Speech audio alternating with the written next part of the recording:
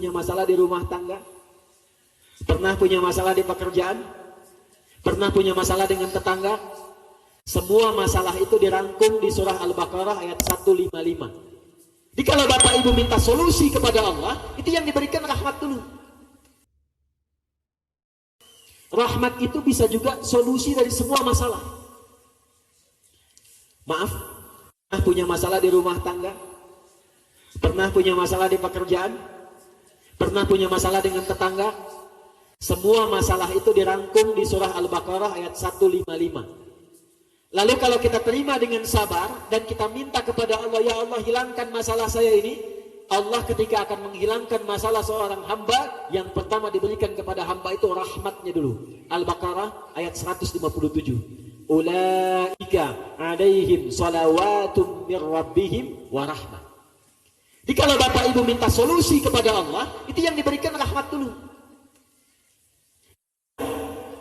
Rahmat itu adalah terkabulnya doa pada apa yang diinginkan.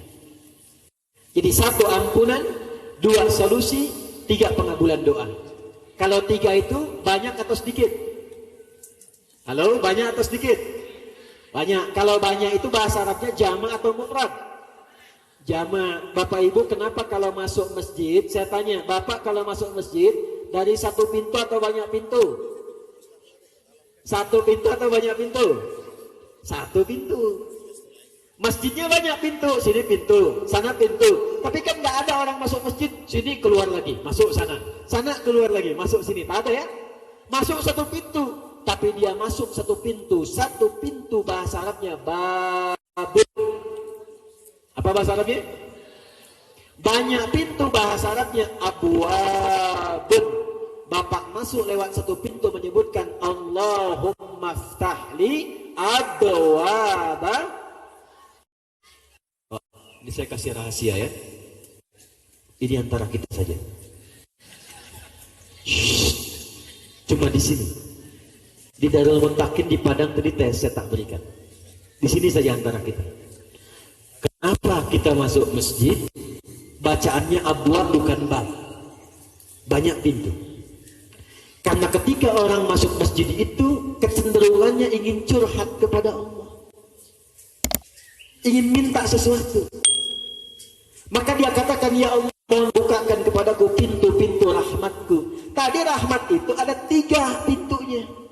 Ada ampunan, ada solusi dari masalah, ada keinginan yang ingin dikabulkan.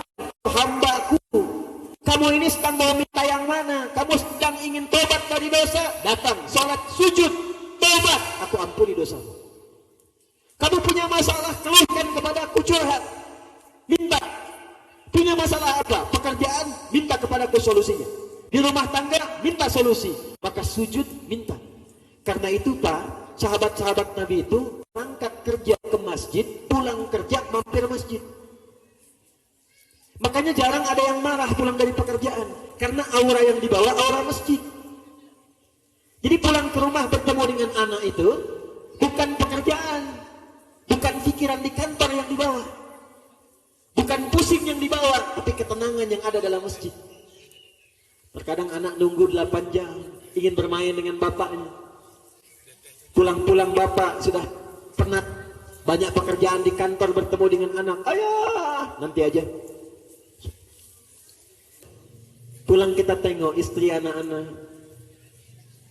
Lalu kita bertanya, ya Allah, apakah bertemu lagi di akhirat dengan anak-anak ini? Keluar air mata, sholat kita 2 rakaat, minta sama Allah, tertidur bersama mereka. Mereka ingin ayah, mereka ingin buyanya, mereka ingin bapaknya.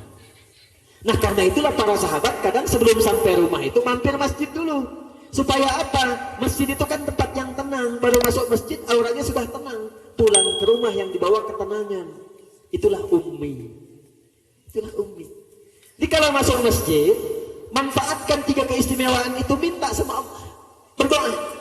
Itulah yang dikatakan Imam An-Nawawi dalam kitabnya At-Tibyan fi Adab Hamalatil Quran.